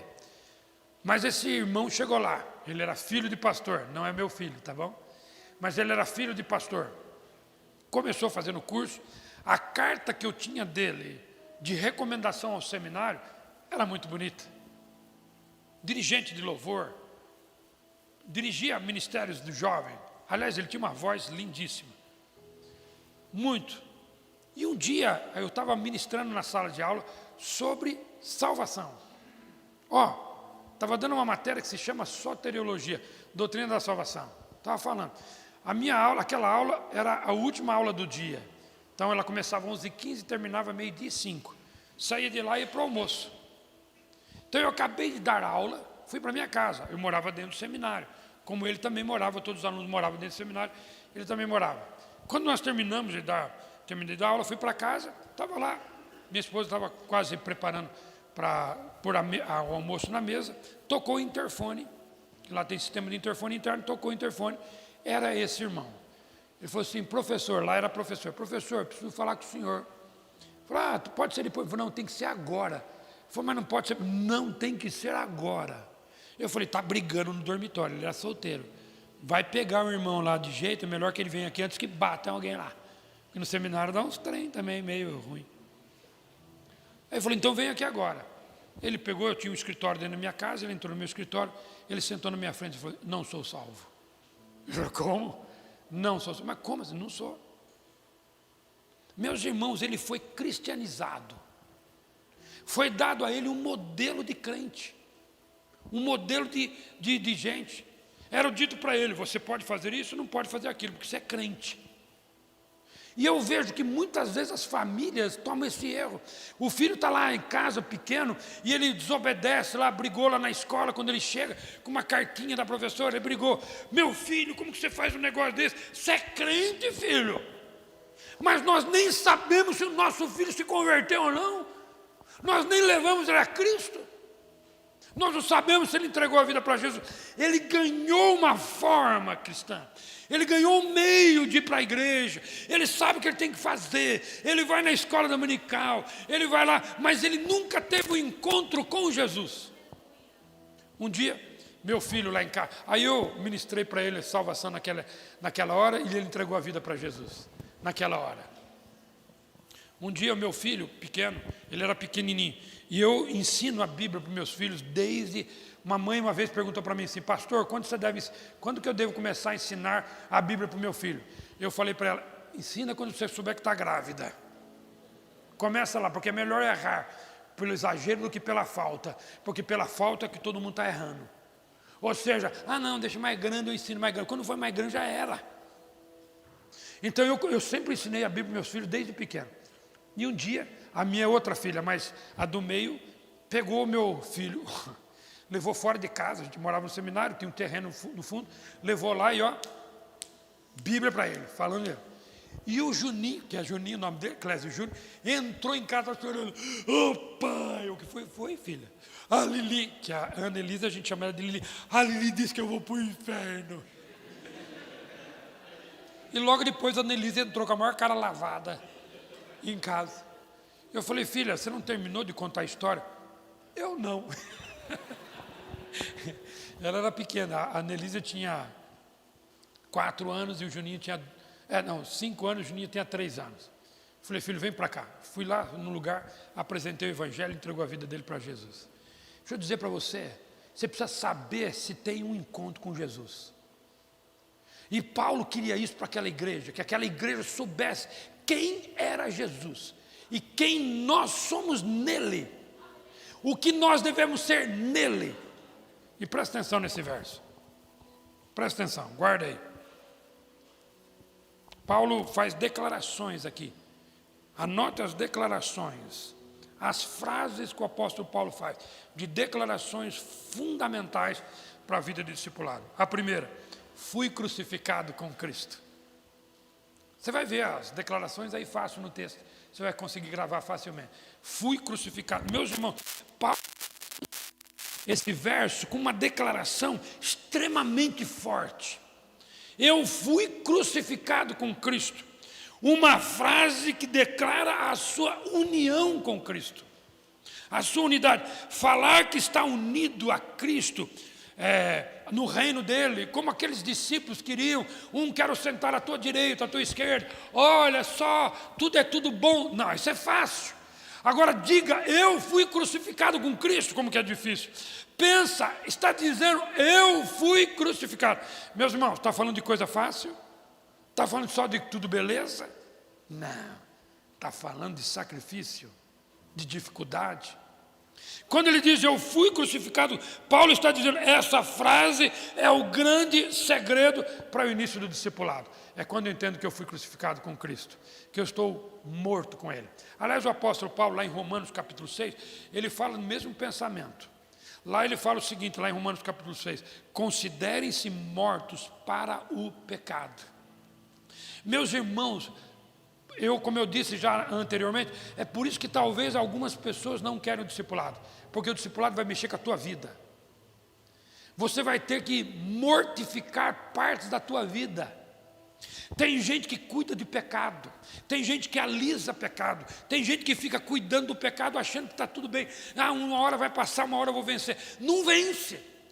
A única forma de você vencer e ter uma vida vitoriosa no pecado, sobre o pecado, é você crucificando a sua velha natureza e eu a minha com Cristo. Eu ensinei esse curso que eu dou, que eu chamo de ensino bíblico cronológico, que a gente chama lá na igreja. Talvez alguns já conheceram, é um método.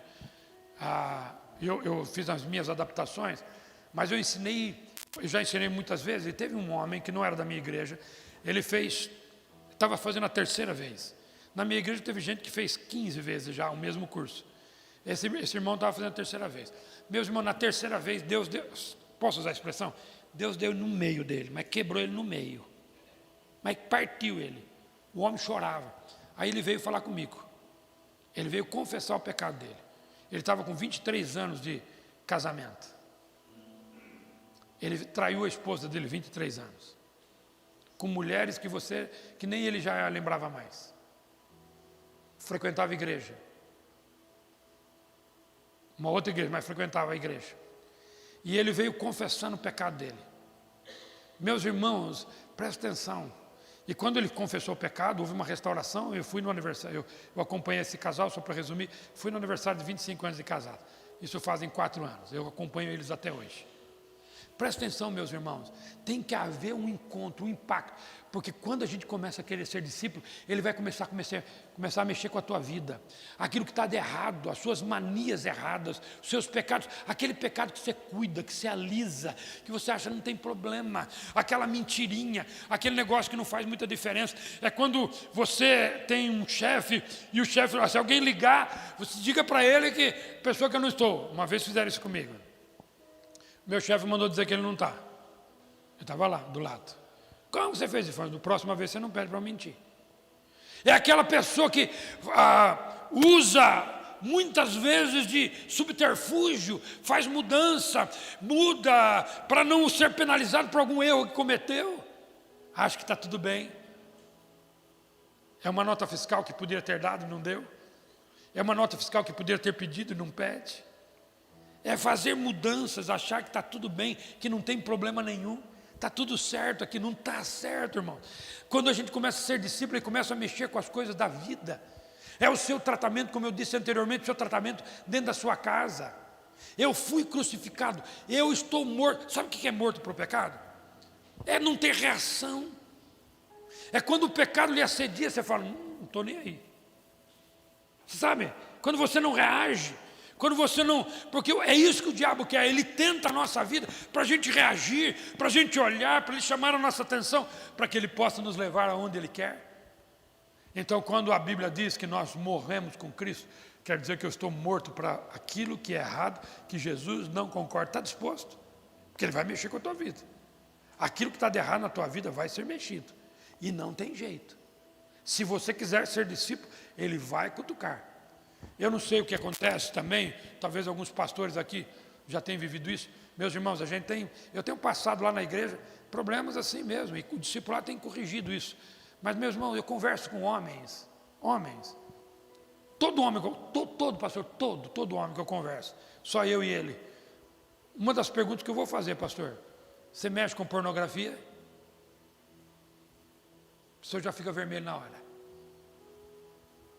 Meus irmãos, quando a gente começa a entrar no discipulado, começa a mexer com coisas que nós fazemos escondidos, que talvez ninguém vê, mas o Cristo vê.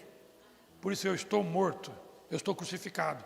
E a pergunta é, se você topa, olha a segunda frase, que o tempo já está voando.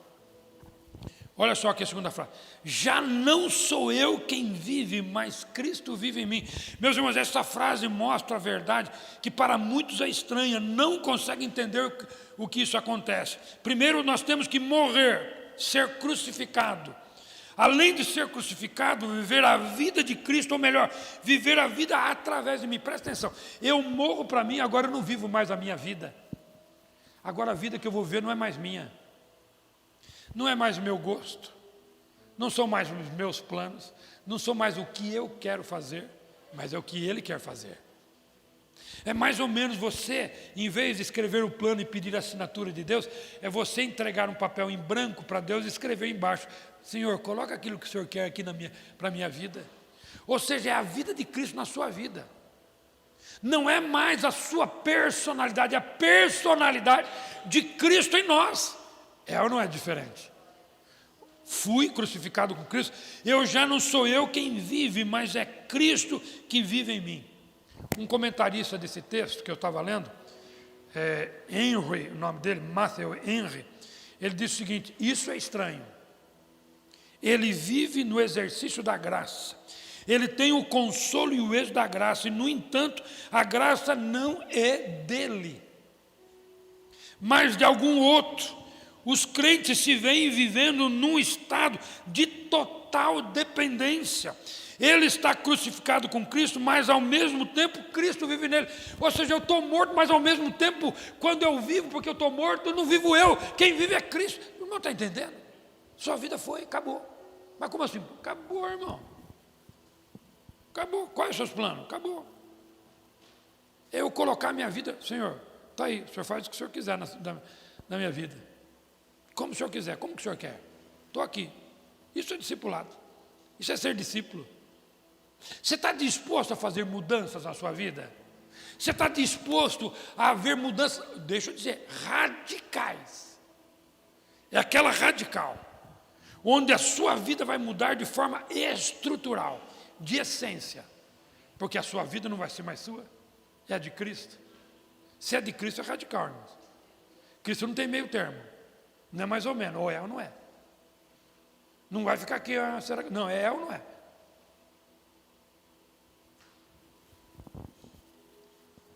Como eu disse, pensa nos atributos de Cristo. É só pensar nos atributos de Cristo, o quanto que nós precisamos desenvolver no discipulado. Olha a terceira frase.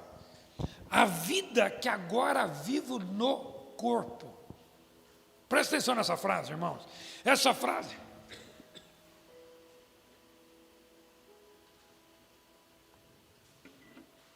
Essa frase é para nos fazer lembrar que esta vida não é mística, ainda que com Deus pode ter. Ela é espiritual no sentido que alguns dizem, no interior. Só não, eu tenho uma vida com Deus só no interior. Jesus está aqui comandando. Não, peraí. Ela tem isso, com certeza, ela é espiritual. Tem os momentos de milagres, de Deus agir de uma forma. Tem, tudo isso tem. Eu posso contar alguns aqui para os irmãos. Milagres que eu tenho visto por causa do discipulado. Meus irmãos, ela tem... É lógico que o interior é importante, mas presta atenção. A vida que Jesus quer que você viva é aqui neste mundo. É palpável. É real.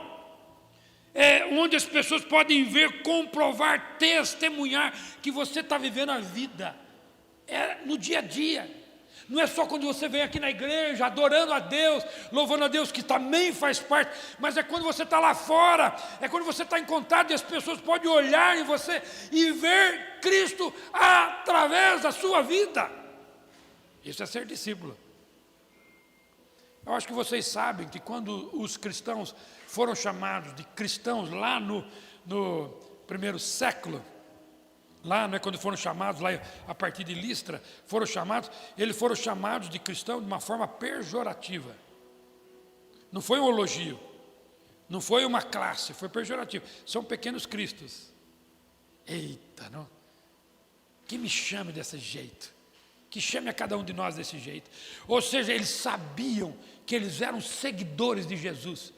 As pessoas que estão ao seu redor sabem que você é seguidor de Jesus. Quando você vai fazer discípulo, quando você vai discipular alguém, é você fazer com que aquela pessoa viva Cristo aonde ela vive, a partir do seu lar, no seu trabalho, como ele lida com pessoas, como ele trata, como ele fala. Meus irmãos, tem gente que é muito... Não sei se tem aqui na igreja, pastor, lá em Jundiaí tem.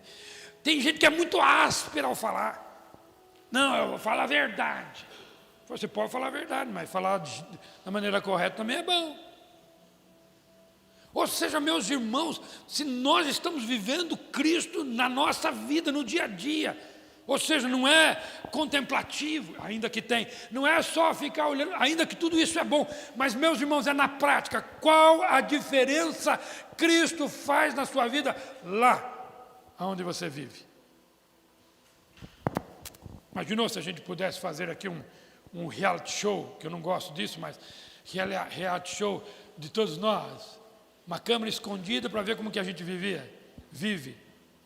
Será que as pessoas iam ver um pouco de Cristo em nós, nas nossas reações? Será que quando eu chego lá em casa, como eu falo com a minha esposa, com meu marido, com meu filho, com meus pais, será que eu estou mostrando Jesus na minha vida? Isso é ser discípulo.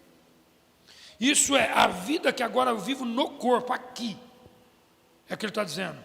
É viver se parecendo com Jesus, é parecer com alguém que eu entendo. Eu estou sendo aluno do meu mestre, fazendo exatamente como ele mandou. É isso que é viver no corpo.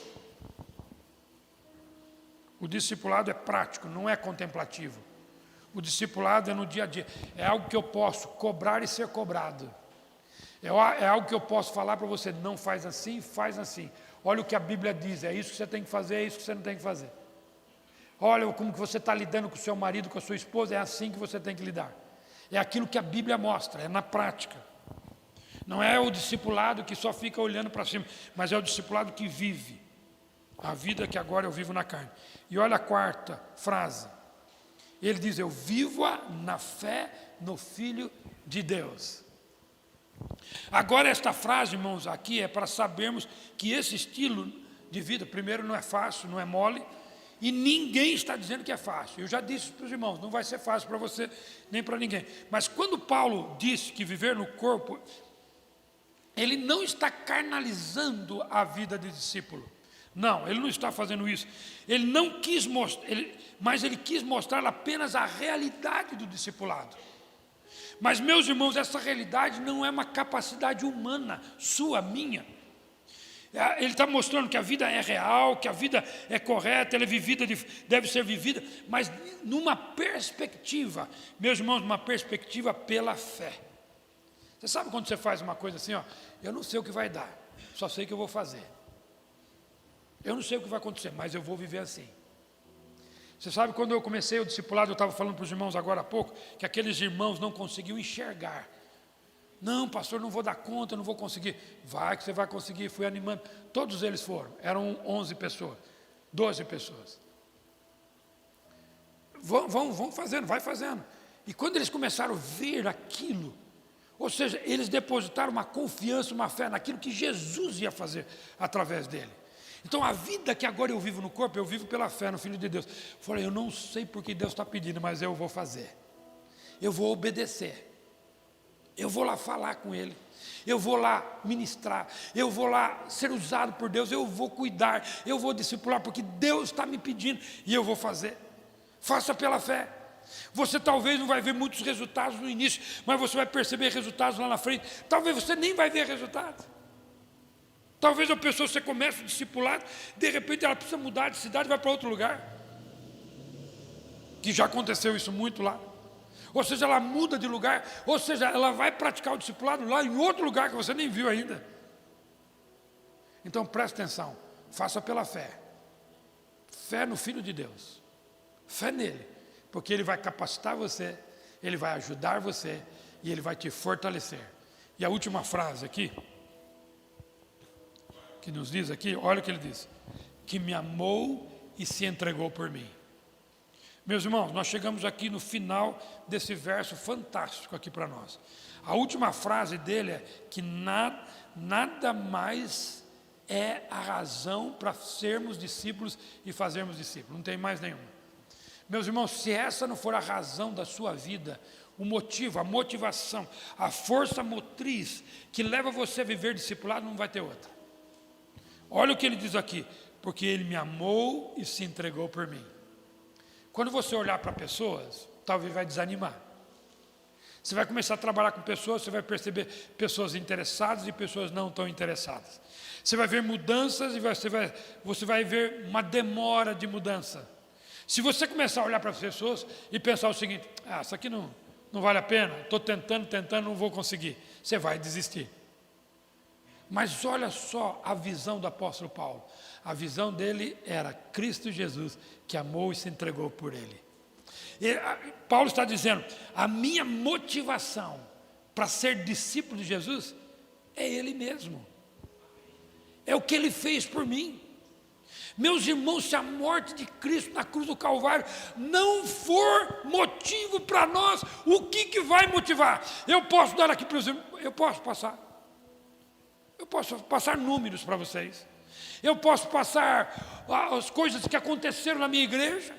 Você fala: uau, vou fazer isso também. Mas sabe o que vai acontecer? Vai acontecer que você vai ter lutas. Você vai falar: acho que não vale a pena ter aquele resultado. Não, você tem que olhar para Jesus. Você tem que olhar para aquilo que Ele fez por você. E você dizer para Jesus: agora eu quero viver parecendo com o Senhor. Eu quero refletir a Tua glória onde eu estou. É isso que você tem que dizer para Ele. Sabe por quê? Porque o Senhor fez tudo por mim. Você fez tudo por mim. O Senhor se deu por mim.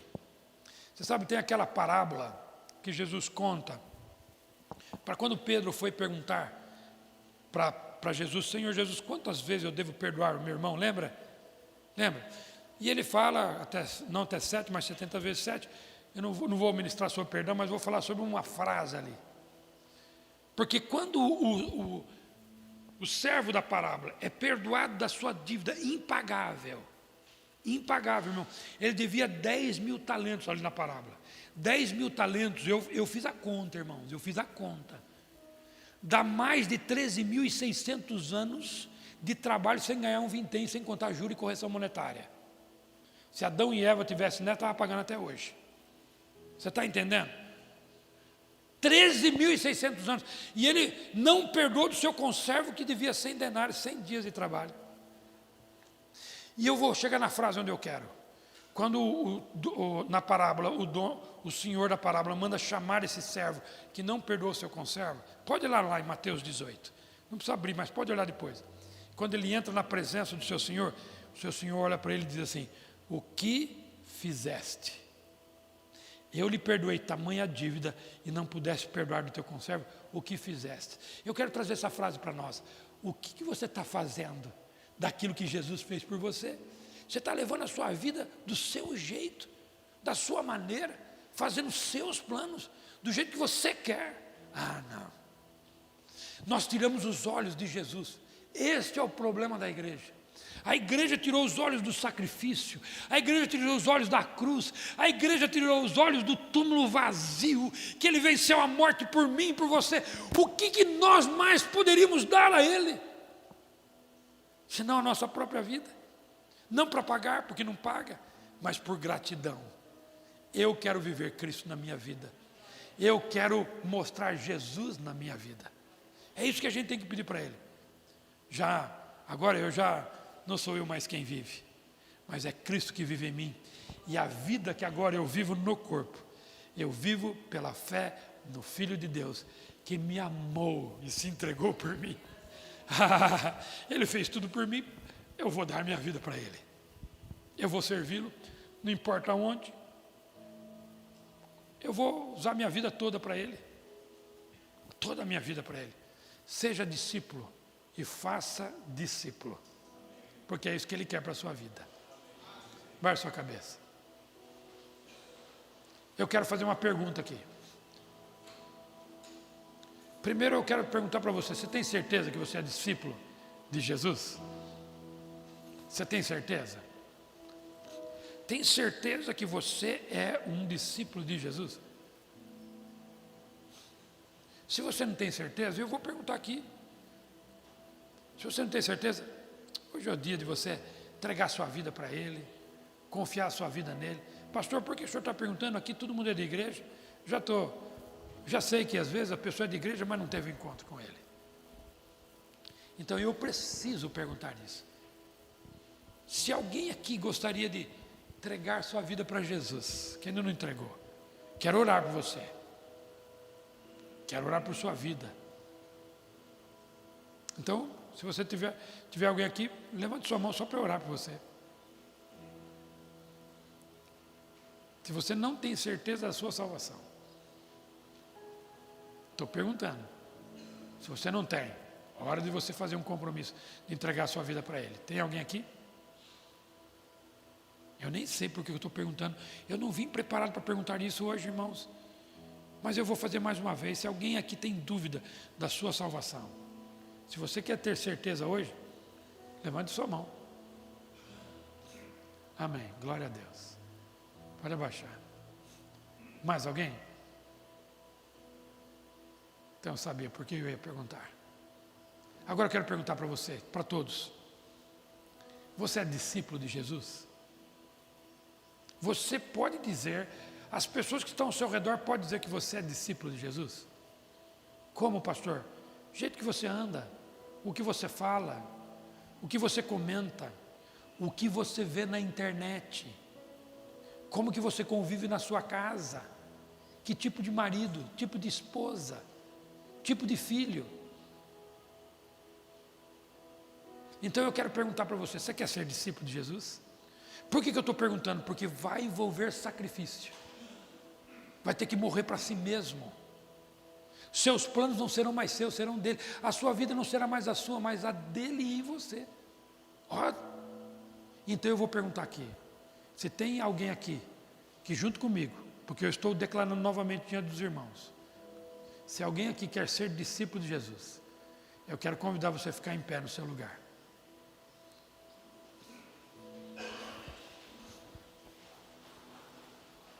Discípulo de Jesus. E eu quero que você preste atenção. É a morte do seu eu. É o seu pecado. Sua vida que vai ser tratada. Ora comigo. Levante as suas mãos. Senhor Jesus, nós estamos aqui nesta manhã. E eu junto com os meus irmãos aqui, te louvo, ó Deus, porque entregou a vida para Jesus. Ó Deus, que Ele inicie a carreira de discípulo. E eu estou orando agora aqui, Senhor, pelas vidas de cada um que aqui está. Cada irmão, cada irmã. Ó Deus, que está entendendo, ó Deus, que discipulado é coisa do Senhor. É ordem do Senhor. Mas que não é uma tarefa fácil. Vai envolver a morte do nosso eu. Eu peço agora em nome de Jesus. Senhor, nos dê coragem para não desistir. Nos dê foco, ó Deus, para não voltar atrás. Mas que sejamos discípulos do Senhor por onde nós andarmos. A começar do nosso lar, a começar da nossa vizinhança, Pai. Que os nossos vizinhos vejam que nós somos discípulos do Senhor. Senhor, lá na escola onde estudamos, lá no trabalho aonde trabalhamos, ó Pai, na igreja onde servimos, ó Deus, que as pessoas vejam que nós somos discípulos do Senhor. E que em cada coração aqui, ó Deus, nasce o desejo de ajudar outro a ser discípulo do Senhor. E que essa roda, ó Deus, possa continuar até que o Senhor venha. Porque, ó Deus, nós queremos até os confins da terra, fazendo discípulos de Jesus. Essa é a oração que fazemos juntos como igreja. Fazemos em nome de Jesus. Em nome de Jesus. Dá um glória a Deus, irmão. Ó, só um minutinho aqui, ó. Eu vou pedir licença, pastor Emanuel, pastor Cidinho. Quando eu cheguei aqui, eu sentei ali do lado, abri meu WhatsApp, fiquei sabendo de uma irmã que faleceu agora de manhã. Só contar um pouquinho da história do marido dela e dela. Eu fui missionário 20 anos. dos 20 anos, esses irmãos, 13 anos consecutivos, sem falhar um mês, me ajudaram na obra missionária. 13 anos. E eles só pararam quando eu vim para Jundiaí e me tornei pastor da igreja. Ela chamava Vera. O marido Daniel. Eu queria que a gente orasse por eles. Se você permitir, colocasse a vida de Daniel Shepuk nas mãos do Senhor, seus filhos também. Senhor, eu quero colocar a vida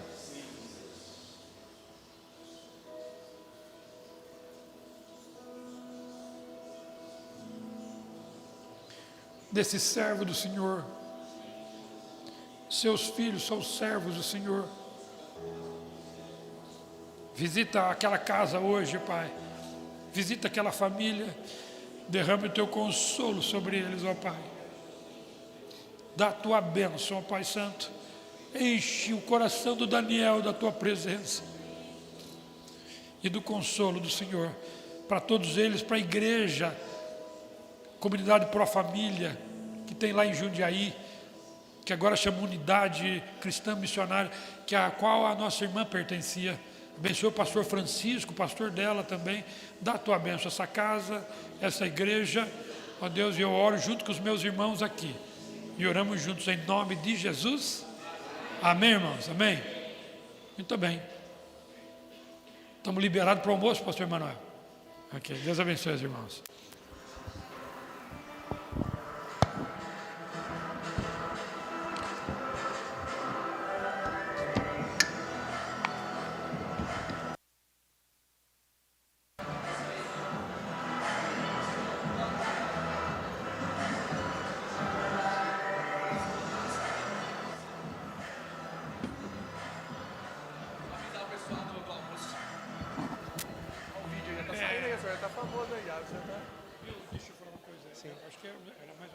Não, perfeito, perfeito. Meus irmãos, só para ressaltar, o almoço vai estar servido do outro lado, tá? Vai estar sendo servido ali. Se caso você não comprou e queira, ainda tem. Foi feito a mais para isso mesmo. Se você quiser almoçar com a gente, fique à vontade. Deus abençoe. Às 13 horas, R$18 o valor, tá, do almoço. Às 13 horas, pontualmente, nós retornamos aqui para a segunda parte, a parte prática agora desse simpósio. Deus abençoe a todos. Bom almoço.